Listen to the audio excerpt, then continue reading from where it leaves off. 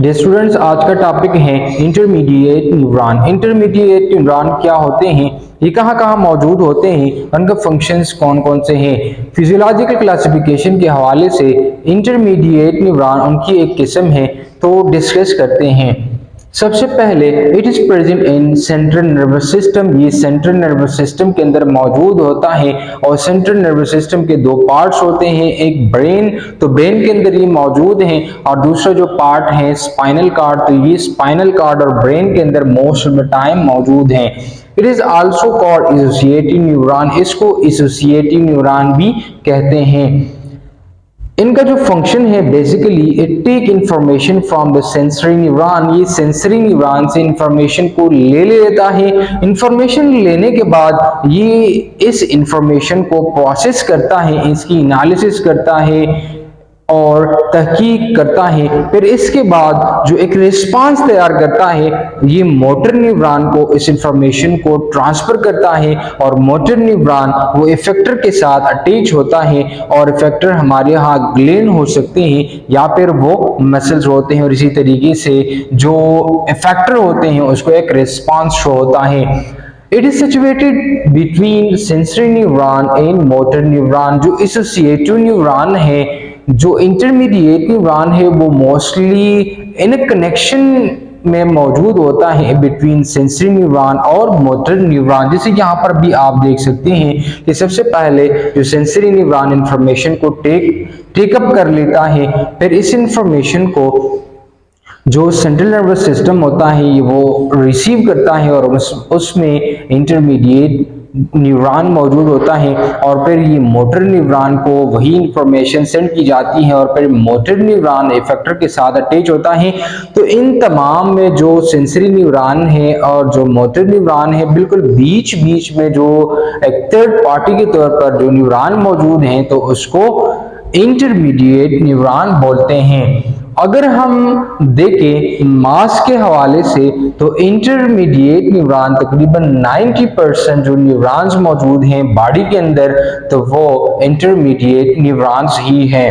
इसके साथ it regulate the activities of motor neuron. ये मोटर न्यूरॉन्स के एक्टिविटीज को भी रेगुलेट करते हैं, यानी मोटर न्यूरॉन अपने आप से काम नहीं करता, अपने आप से इफेक्टर को पैगाम नहीं देता, बल्कि ये तो वही इंफॉर्मेशन, ये तो वही मैसेजेस और वही इंफॉर्मेशन इफेक्टर को कन्वे करता है और इसको रिस्पॉन्स करने पर मजबूर करता है, जो कि उसे इंटरमीडिएट न्यूरॉन ने दी हुई होती हैं। जैसे यहाँ पर आप देख सकते हैं कि जो सेंट्रल नर्वस सिस्टम है, जो कि बेसिकली इंटरमीडिएट न्यूरॉन होते हैं, तो वो मोटर न्यूरॉन को वही इंफॉर्मेशन देता है, और वही इंफॉर्मेशन फिर इफेक्टर को वो रिसीव होती है। तो इसी तरीके से जो रेगुलेशन का काम है मोटर न्यूरॉन का, तो वो भी रेगुलेट कर रहे हैं इंटरमीडिएट न्यूरॉन।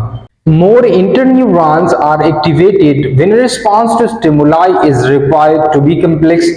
जब स्टिमुलाई बहुत ज़्यादा होते हैं तो इस दौरान मोर इंटरन्यूरॉन्स वो एक्टिवेटेड हो जाते हैं, ताकि इस स्टिमुलाई से जो सिग्नल्स और इंफॉर्मेशन आई हुए होते हैं सेंट्रल नर्वस सिस्टम की तरफ, जो कि मोस्टली इंटरन्यूरॉन इसके अंदर मौजूद होते हैं, ताकि इस इंफॉर्मेशन को, इस सिग्नल को प्रोसेस किया जाए। और इसी तरीके से बहुत सारे इंटरन्यूरॉन्स वो एक्टिवेटेड हो जाते हैं और एक कम्प्लेक्स मैकेनिज्म वो बन पाता है। स्ट्रक्चर के हवाले से अगर हम देखें तो इसके अंदर सेल बॉडी भी मौजूद है, एक्सॉन भी मौजूद है, और साथ साथ में सेल बॉडी भी मौजूद है। लेकिन जो सेल बॉडी है वो थोड़ा सा रिड्यूस है as compare to motor neuron. Motor neuron में थोड़ा सा बड़े साइज का सेल बॉडी वो मौजूद होता है, लेकिन यहाँ पर जो सेल बॉडी है वो रिड्यूस स्ट्रक्चर में है। Most of the time it is multipolar. जैसे कि यहाँ पर आप देख सकते हैं कि इसके अंदर बहुत सारे डेंड्राइट्स एक साइड पर मौजूद हैं, so therefore it is called multipolar. लेकिन मोस्ट कभी कभार हम देखते हैं समटाइम कि इट इज बाइपोलर। जैसे यहाँ पर आप देखें जो डेंड्राइट्स हैं वो एक्सॉन के बहुत साइड्स वो मौजूद होते हैं, तो इस स्ट्रक्चर को बाइपोलर कहते हैं। जैसे ये डेंड्राइट्स हैं, ये सेल बॉडी है, और इससे जो एक्सॉन निकलता है, तो एक्सॉन के टर्मिनल्स पर भी डेंड्राइट्स वो मौजूद होते हैं, तो कभी कभार ये बाइपोलर स्ट्रक्चर में भी हमें नजर आते हैं। ये जो एग्जाम्स टर्मिनल्स होते हैं ये सेंसरी न्यूरॉन के साथ अटैच होते हैं और इसको वो पैगाम जो है वो रिसीव हो जाता है, जो कि फैक्टर जो कि ग्लैंड भी हो सकते हैं और मसल्स भी हो सकते हैं। इसी तरीके से इसको एक रिस्पांस शो हो जाता है। No Schwann cells are present, यहाँ पर कोई माइलिन शीट्स मौजूद नहीं है, कोई श्वान सेल मौजूद नहीं है, तो यहाँ पर साल्टेटरी मूवमेंट, साल्टेटरी कंडक्शन भी नर्व इंपल्सेस का नहीं होगा, बल्कि स्मूथली यहाँ से नर्व इंपल्स इसी तरह आएगा और स्मूथली इसी तरह ट्रैवल करेगा toward sensory neuron. It is small in size, ये छोटे साइज के होते हैं, सो देयरफॉर इंसुलेशन की कोई जरूरत नहीं है, श्वान सेल की कोई जरूरत नहीं है और साथ साथ में माइलिन शीट की कोई वो जरूरत नहीं है। इसके साथ अगर हम देखें तो it is closely connected with each other, जो एक इंटरमीडिएटेड न्यूरॉन्स होते हैं, एक एसोसिएटेड न्यूरॉन वो दूसरे एसोसिएटेड न्यूरॉन के साथ क्लोजली कनेक्शंस में होते हैं और इसी तरीके से सिग्नल्स जो है वो इजीली ट्रैवल करते हैं एक न्यूरॉन से दूसरे न्यूरॉन तक। सो यहाँ पर no need of insulation, insulation की कोई ज़रूरत नहीं है। इंसुलेशन कौन बनाता है? वो मोस्टली माइलिन शीट बनाता है, श्वान सेल्स उसके बनाने में अहम किरदार अदा करते हैं। It is multi process the information, ये जो इंफॉर्मेशन आते हैं इंटरमीडिएट न्यूरॉन को तो ये इसकी मल्टी प्रोसेसिंग करता है। सो देयरफॉर यहाँ पर इस इंफॉर्मेशन को प्रोसेसिंग करने के लिए मल्टी पोलर्स ये होते हैं, यानी बहुत सारे डेंड्राइट्स मौजूद होते हैं जो कि इंफॉर्मेशन को रिसीव करते हैं, उसकी प्रोसेसिंग करते हैं। क्योंकि अगर हम देखें तो जो इंटरमीडिएट न्यूरॉन्स है वो ब्रेन के अंदर, स्पाइनल कार्ड के अंदर मौजूद है, तो ब्रेन और स्पाइनल कार्ड बहुत सारे इंफॉर्मेशंस को, बहुत सारे सिग्नल्स को ले रहे होते हैं। सो इसी तरह यहाँ पर इस इंफॉर्मेशन को प्रोसेस करने के लिए, मल्टी प्रोसेसिंग के लिए यहाँ पर ये मल्टीपोलर होते हैं, इसके अंदर बहुत सारे डेंड्राइट्स वो मौजूद होते हैं।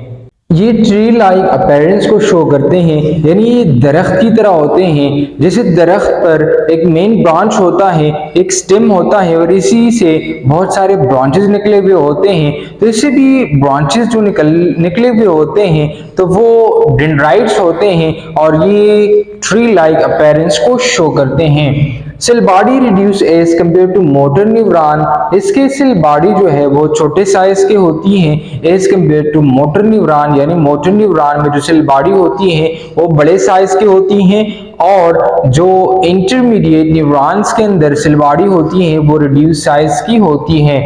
They are of many different sizes and have different pattern of fiber branches, ये different sizes के होते हैं और उनके fiber branches भी different sizes के होते हैं, यानी कोई खास पैटर्न नहीं है, कोई खास एक साइज के नहीं होती। एक न्यूरॉन एक साइज का होता है और दूसरा न्यूरॉन वो डिफरेंट साइज का होता है। फंक्शंस की अगर हम बात करें तो जो मोटर न्यूरॉन होते हैं और सेंसरी न्यूरॉन होते हैं, इन बीच के अंदर जो कनेक्शन का काम करते हैं तो वो इंटरमीडिएट या एसोसिएटेड न्यूरॉन होते हैं जो कि कोऑर्डिनेशन का काम करते हैं। इस मोटर न्यूरॉन को भी रेगुलेट करता है, यानी जो इंफॉर्मेशन सेंसरी न्यूरॉन से रिसीव होती है जो इंटरमीडिएट न्यूरॉन है तो वो फिर इस इंफॉर्मेशन को मोटर न्यूरॉन को दे देता है और इस मोटर न्यूरॉन से वापस ये जो जहां से इंफॉर्मेशन आए होते हैं उस इफेक्टर की तरफ इसको भेजा जाता है। तो इसमें जो कोऑर्डिनेशन का काम है तो वो कौन करा रहा है? वो इंटरमीडिएट न्यूरॉन ही करा रहा है। ये यूटिलाइज इन हायर फंक्शंस, बहुत सारी एक्टिविटीज के अंदर ये यूटिलाइज हो रही हैं क्योंकि इंटरमीडिएट न्यूरॉन्स वो ब्रेन के अंदर मौजूद हैं और ब्रेन को बहुत सारे मैसेजेस, बहुत सारे इंफॉर्मेशन वो रिसीव होते हैं, तो फिर इस इंफॉर्मेशन को यूटिलाइज भी करना होता है। तो इसी के नतीजे में जो इंटरमीडिएट न्यूरॉन्स है ये बहुत ज़्यादा यूटिलाइज होते हैं। जैसे कोई लर्निंग का प्रोसेस हो रहा है तो याददाश्त और लर्निंग के सीखने और सिखाने के जो अमल है इसमें मोस्टली कौन इन्वॉल्व है? इंटरमीडिएट न्यूरॉन्स वो इन्वॉल्व है। इसी तरह मेमोरी, तो मेमोरी के अंदर भी इंटरमीडिएट न्यूरॉन्स हैं। इसी तरह कॉग्निशन और प्लानिंग के अंदर भी इंटरमीडिएट न्यूरॉन का अहम काम है। इंटरमीडिएट न्यूरॉन्स क्योंकि ब्रेन जो है बहुत सारे इंफॉर्मेशन को स्टोर करते हैं, मेमोरी बनाता है, लर्निंग के प्रोसेस में इन्वॉल्व है। और तो अगर हम देखें जो ब्रेन है और जो स्पाइनल कार्ड है ये सेंट्रल नर्वस सिस्टम कहलाते हैं। और सेंट्रल नर्वस सिस्टम के अंदर मोस्टली कौन से नर्व सेल्स हैं? तो इसके अंदर इंटरमीडिएट न्यूरॉन्स वो मौजूद हैं। It regulate the activities of neuron, ये एक्टिविटीज ऑफ न्यूरॉन्स को भी रेगुलेट करते हैं। जैसे ये न्यूरॉन्स को बताता है कि आपने एक्साइट होना है, या फिर इसको बताता है कि आपने इसको रोकना है, यानी जो न्यूरॉन्स के एक्साइटमेंट का प्रोसेस है तो इसको रोके भी रखता है, और उसको एक्साइट करने में भी जिसका रोल है तो वो इंटरमीडिएट न्यूरॉन ही है। ये था आज का हमारा लेक्चर इंटरमीडिएट न्यूरॉन्स के हवाले से। कोई सवाल, कोई कंफ्यूजन हो तो आप कमेंट बॉक्स में डायरेक्टली पूछ सकते हैं।